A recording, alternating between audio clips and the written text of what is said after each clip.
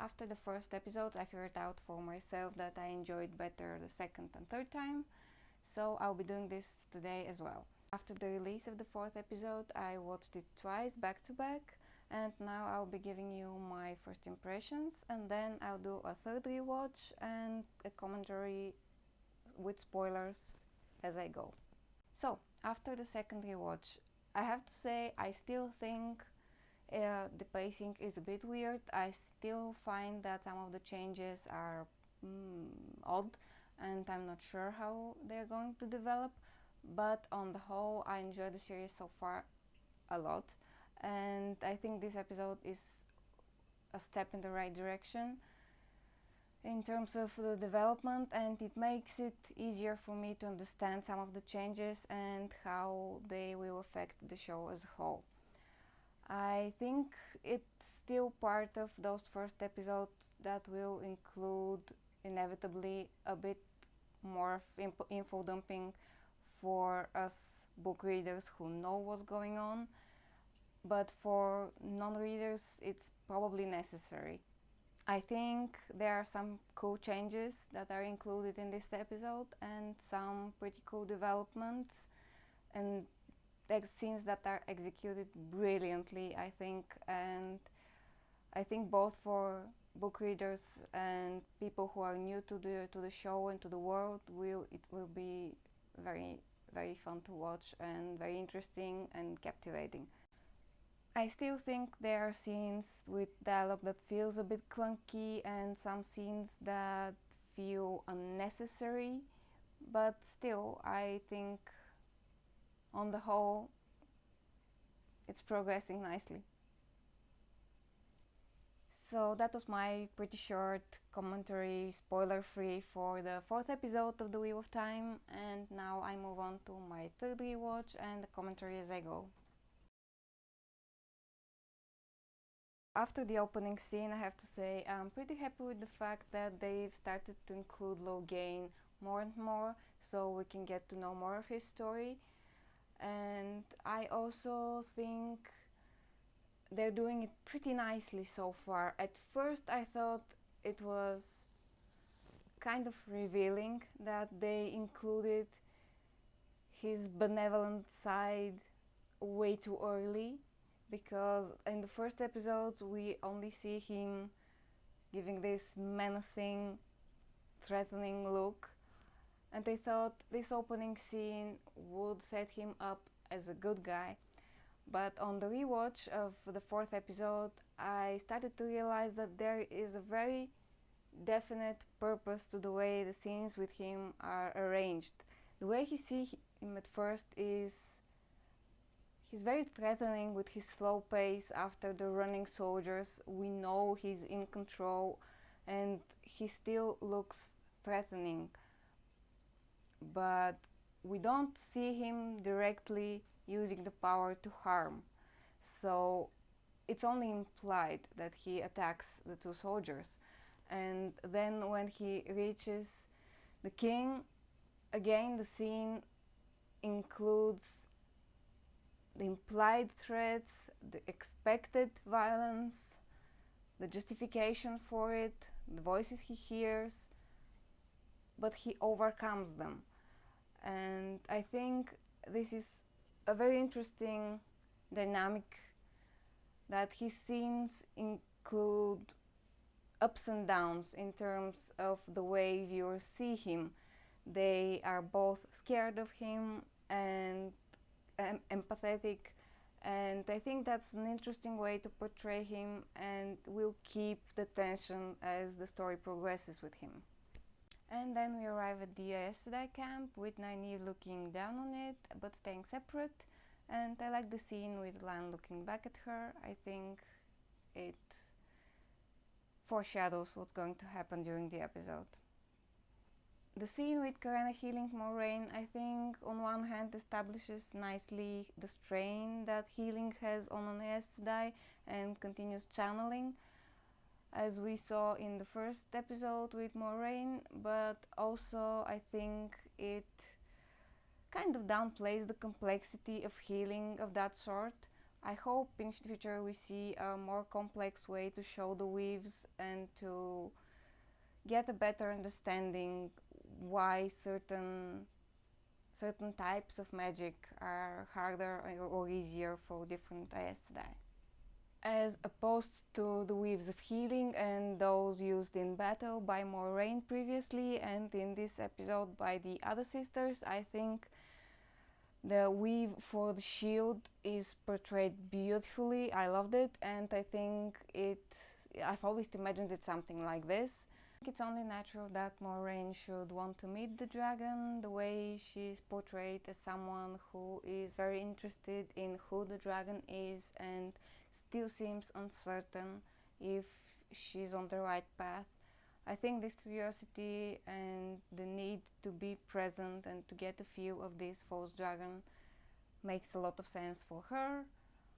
I think the tension between the Aes Sedai is starting to build up nicely, and we're getting a very good idea of the way the different Ajas contradict each other.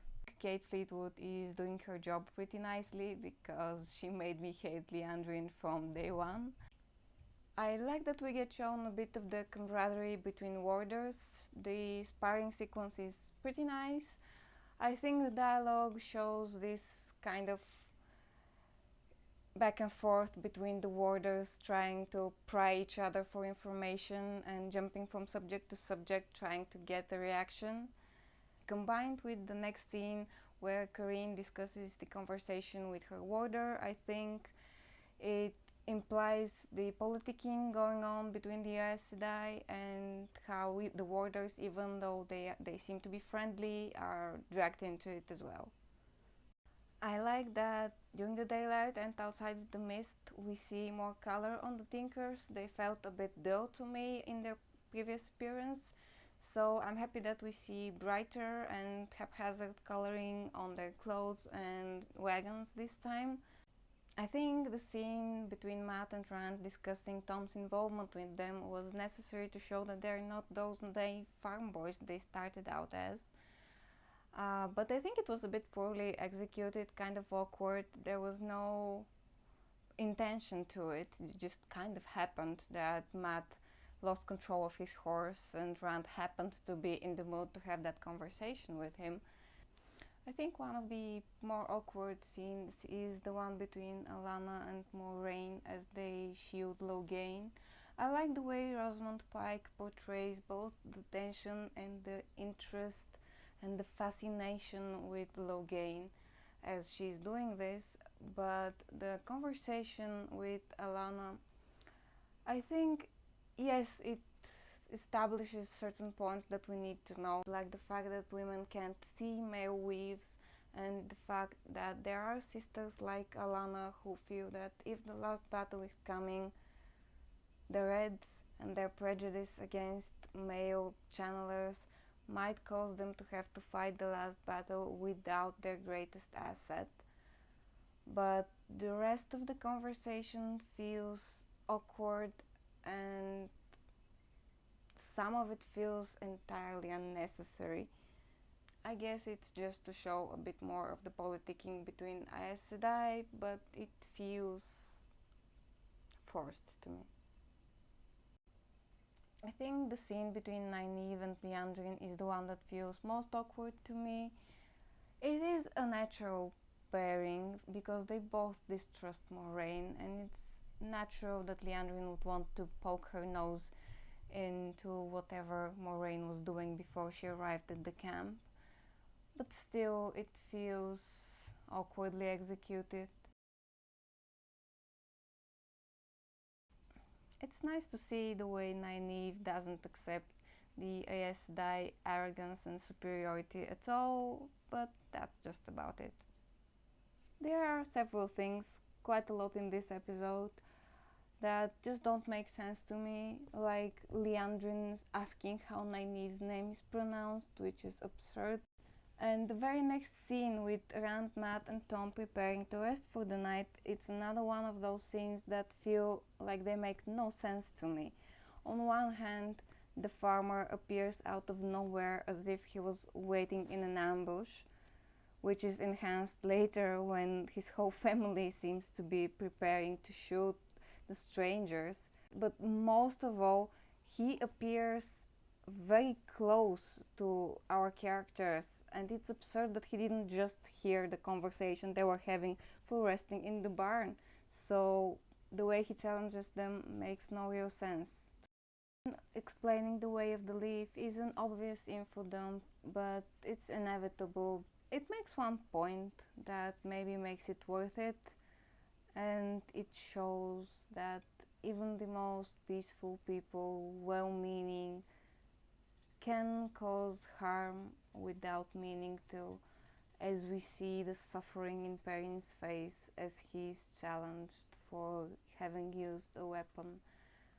And the Tuathans seem blind to what they've caused.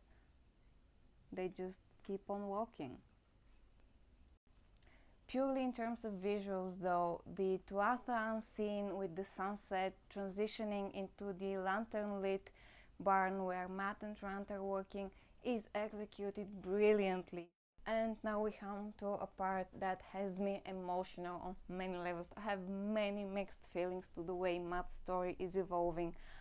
From day one, I'm not entirely on board with it because I don't like the changes in his motivation, and I think they will result in seeing his actions later on very differently. But on the other hand, it's one of the best executed storylines in the whole series so far, and I'm trying very hard not to get attached to Barney Harris in the role because he's doing an amazing job. I am still not sure I'm on board with all the changes that have been made to his life and to his motivations, but on the other hand, I think his storyline is one of the best developed in the series.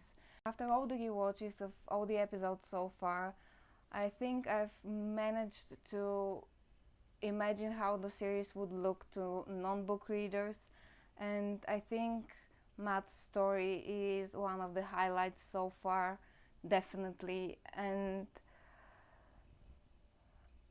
it's not just that we start off with a story that creates immediate emotional reaction in the viewers, because on one hand his troubled story at home creates instant empathy, and on the other hand his thievery creates instant distrust. And I think they've managed to maintain those ups and downs similar to Logain's throughout all the episodes, but I think they're even better done in his case. And when we see the scene with the little girl where he talks about his sisters again, I don't know how they managed it, but I think they managed to make the scene look both endearing, as we see this older brother who misses his sisters and worries about them, and the way suffering shows on his face when the little girl asks him if his sisters are with their parents. And on the other hand, there is this sinister atmosphere that implies that maybe there's something wrong and maybe this scene is not as innocent as it looks. It's just wonderful, wonderful how it's created this uncertainty about his character. I know him, I know what Matt's about, and I adore him. But still, I love the way this is executed for people who don't know him, and it even makes me wonder if things aren't going to go very differently. We'll see. Rand and Tom's conversation is necessary and properly dramatic. It establishes Tom's motivation and answers the question from earlier in the episode, and it also implies that there is indeed something wrong with Matt, according to his companions.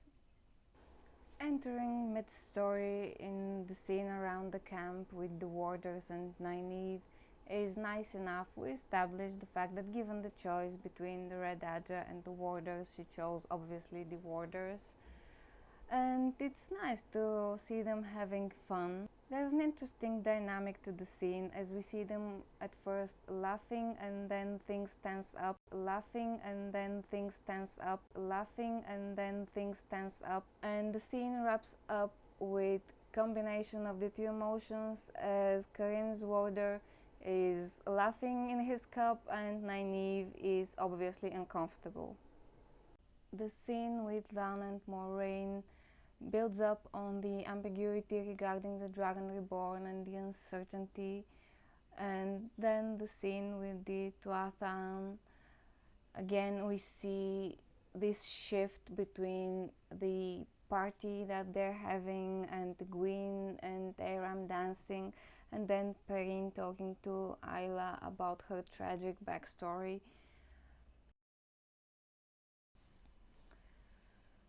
And the next random mad sequence is everything, really. I've seen comments from other viewers, and I think for many of them the Aes Sedai arc is the highlight, but to me this is the center of the episode. This is the best executed scene in the whole series so far.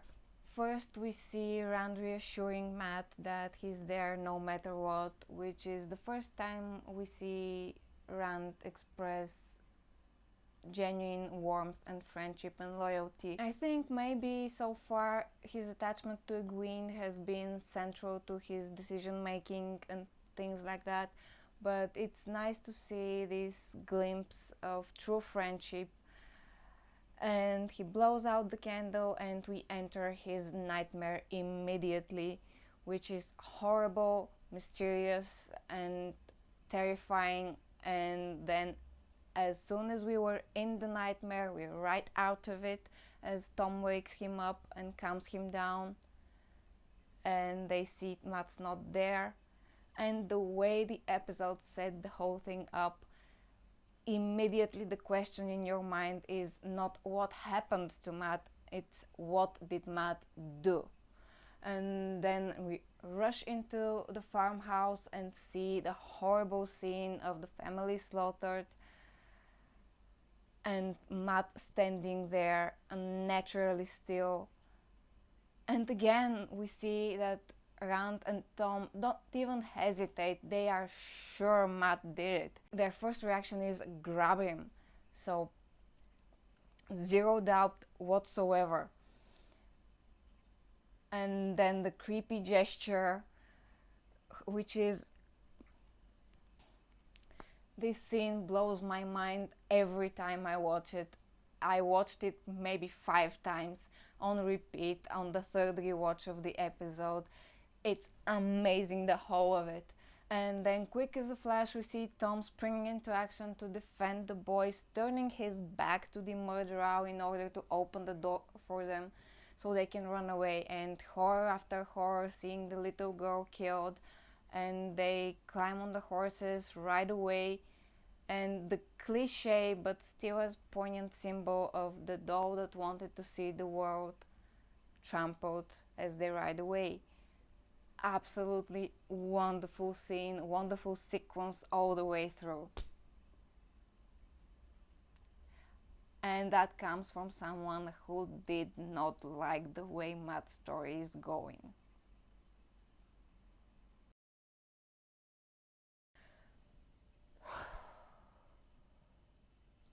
And then we move on to the Aes Sedai camp and the bonding scene between Lan and Nynaeve, which is briefly and maybe oddly interrupted by a conversation between Liandrin and Karene, which again shows the different sides, the green and the red, and their attitude towards men channeling and the way things need to be handled.